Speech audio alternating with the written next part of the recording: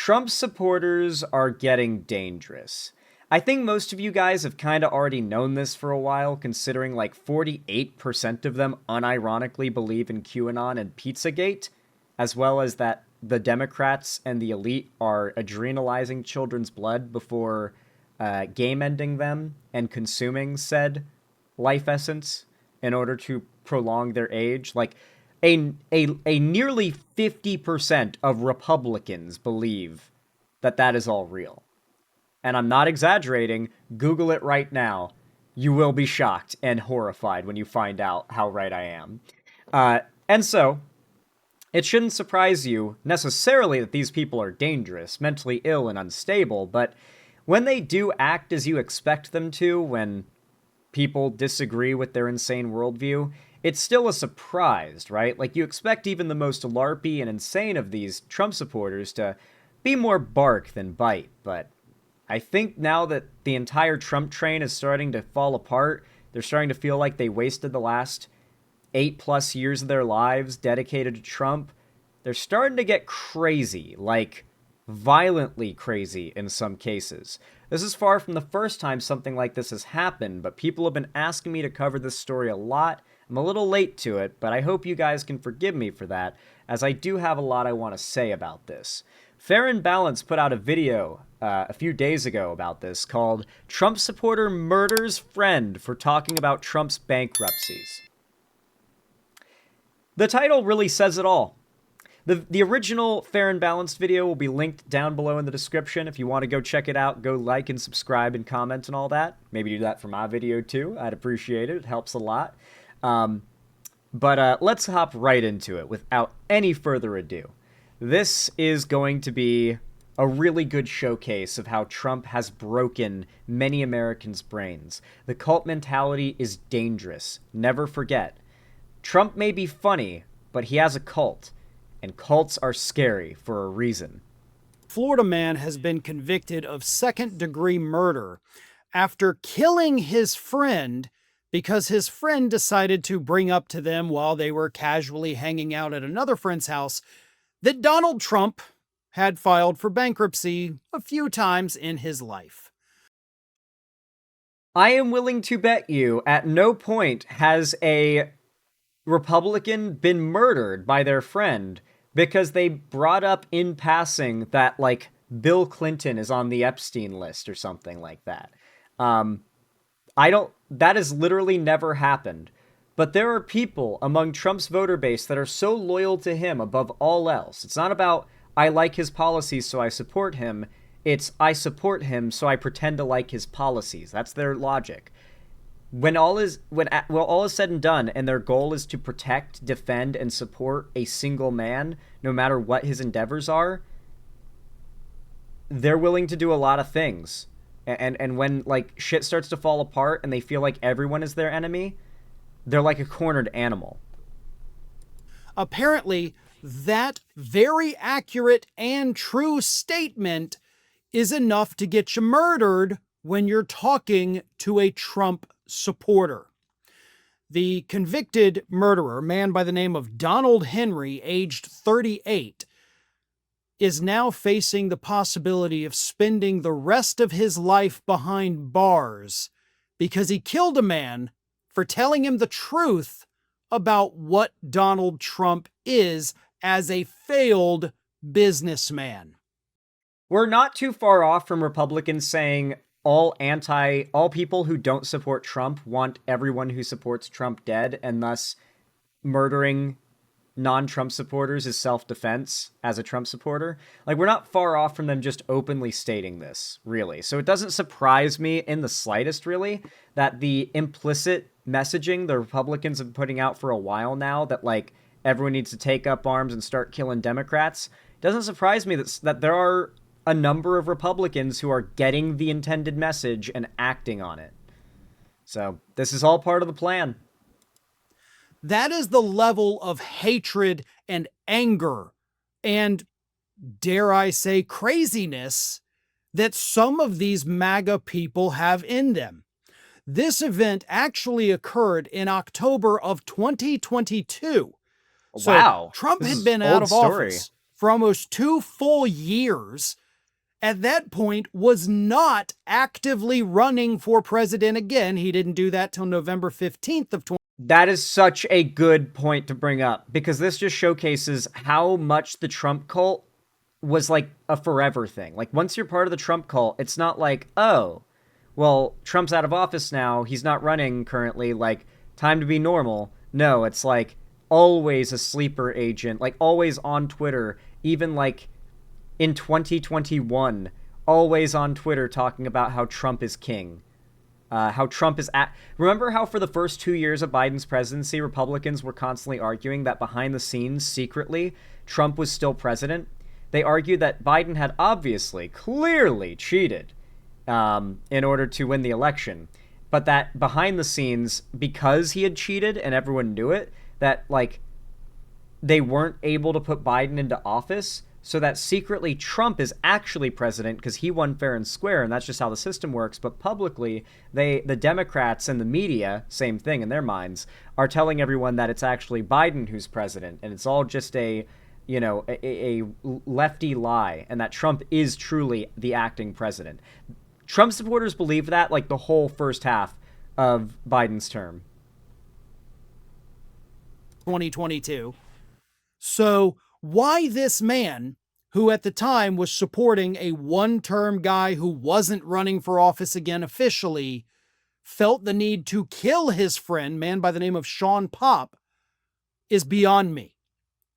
Like, that is cult behavior.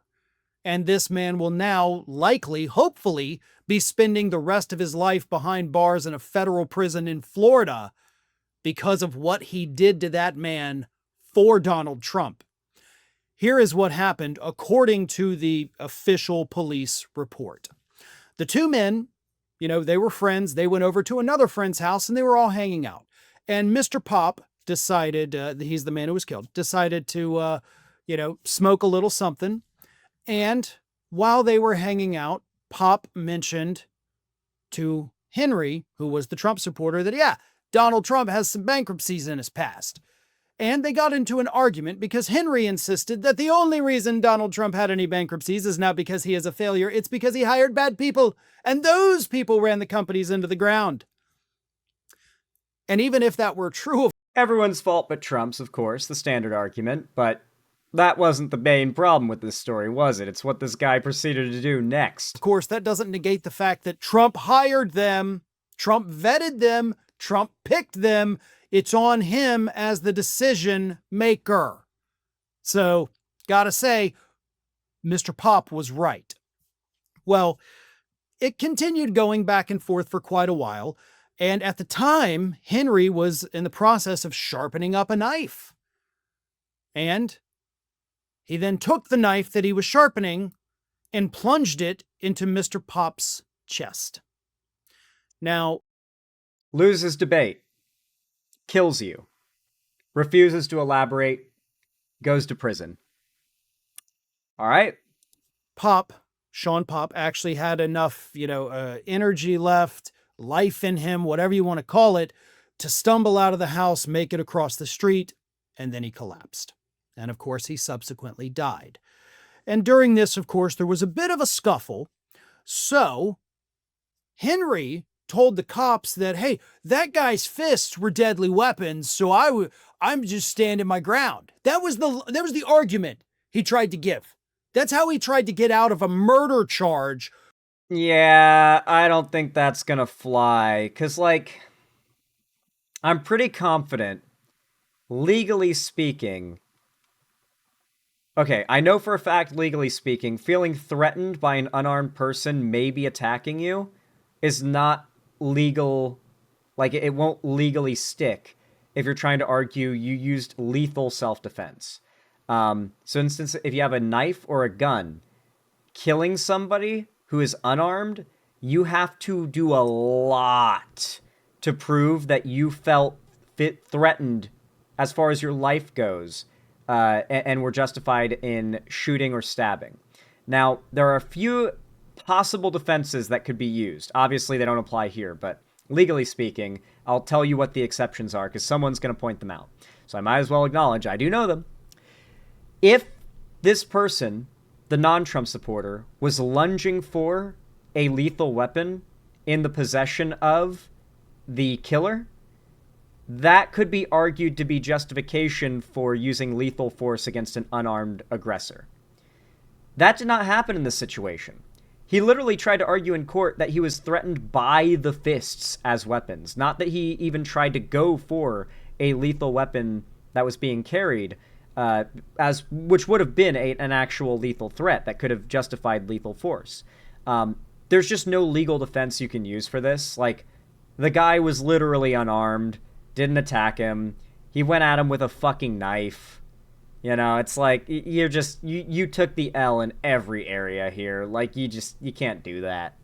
That's a legal L right there. He had fists. Those are deadly weapons. I could have died, so I had to kill him so he didn't kill me. Another exception is if an unarmed person has you on the ground and is like kicking you in the head or punching you repeatedly in the face. Yeah, that at a certain point that does become a lethal threat, and you are justified in using lethal force on a legal level, but you are still going to have to argue that was the case in court.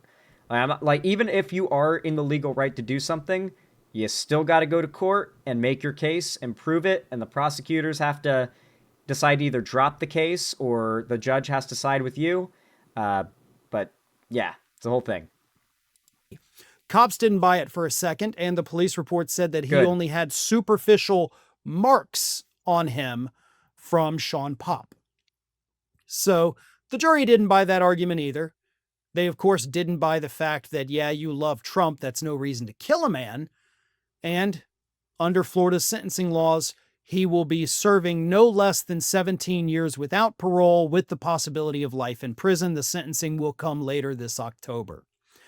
But I cannot underscore enough that we have people in the United States, and this is not the first incident of this that we have seen. This is not. No, it's not. We have seen Trump supporters out there murdering people because they don't like Donald Trump.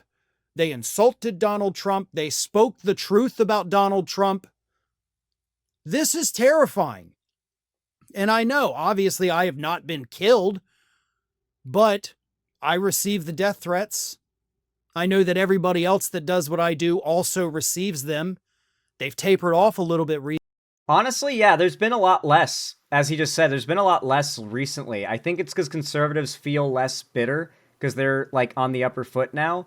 But I will say, I expect the amount of death threats, like attempts at doxing and swatting and you know, all that kind of shit, maybe even escalating to actual attempts on content creators' lives on the left, to escalate in the coming years, probably post midterms or during the lead up, like really close, when I predict the pendulum of American politics and global politics as well, and most importantly of all, internet politics is going to swing harshly to the left. You know, you got a big old swing to the right, that means it's going to swing real hard the other way next time it comes around. Recently, which is fantastic. I love that. But they're not gone completely, nor will they ever be. And I have never seen in my 21 years of doing this the level of vitriol and hate that comes from these MAGA cult members. I do not trust them. I wouldn't feel safe around them at all. I don't feel safe around them.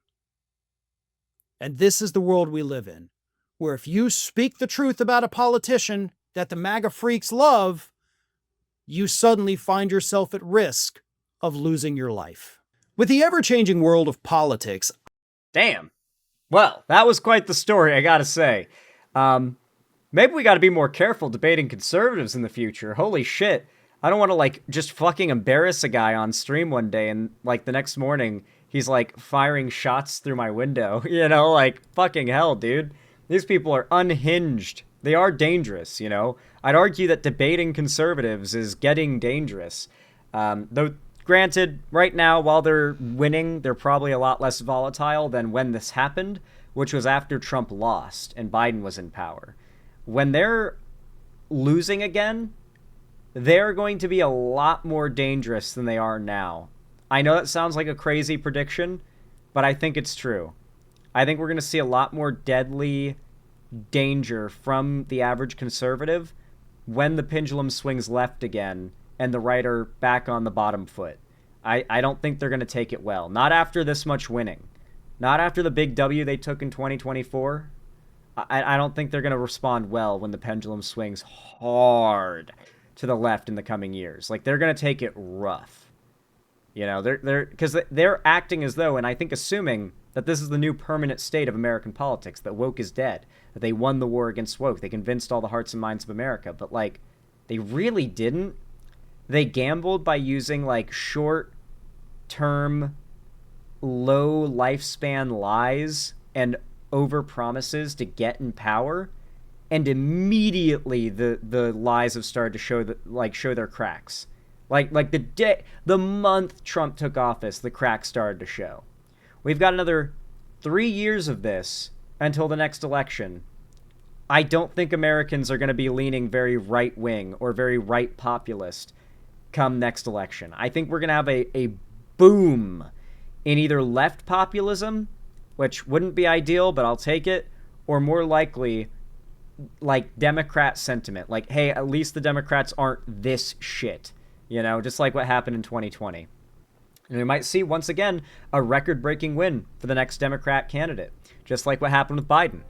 People forget this, because the narrative has always been that Biden was unpopular and didn't motivate votes, but no election has ever been won with more votes than Biden got. Biden got like 12 million more votes than Kamala or Trump got in 2024. Voter turnout was the highest of any election in American history in 2020, and Biden got the most votes any candidate has ever gotten, ever, in American history. I think that fact needs to be remembered more. I'm not going to tell you what that fact means. I'm just going to tell you that you should think on it for a while. Think about whether or not you want the left to win, whether or not you want fascism to lose, and think about the fact that no one on the Democratic side has ever pulled more votes than Sleepy Joe in 2020. Think really hard about what that might mean, because it matters. It does. Now, folks, if you enjoyed this video and you want to see more from me, please consider leaving a like and a comment down below, whether you're watching this live or in the future when it comes out as a video. Every thumbs up and comment, while being totally free on your part, actually forces YouTube to push my content in the algorithm to reach more new people, growing my channel and helping me to do better as a content creator, so I really appreciate it. Of course, I want to try and hit 1,000 likes in this video in 24 hours from its release if we can, so I'm curious to see if you're up to the challenge, folks. And, of course, I want to see if you can also hit 500 comments. Let's see if you can do it. Make sure to subscribe and ring the bell icon to turn on all notifications if you haven't already, so YouTube actually tells you when I go live or upload new videos in the future. And if you want to see more from me on other platforms, follow my social medias, linked down below in the description, particularly my fan Discord, as that is the main hub of my fan base and community, and on top of that I host weekly gaming events, call-in streams, watch parties, movie nights, and more in my Discord every week on Fridays, so make sure to join and you won't miss a thing and you won't regret it. And of course, finally, if you want to support me directly, financially, help me keep the lights on and a roof above my head here at the Xander Hall studio, then please consider directly supporting me, as I am a smaller creator and I do rely fairly heavily on the direct support of you guys that watch me.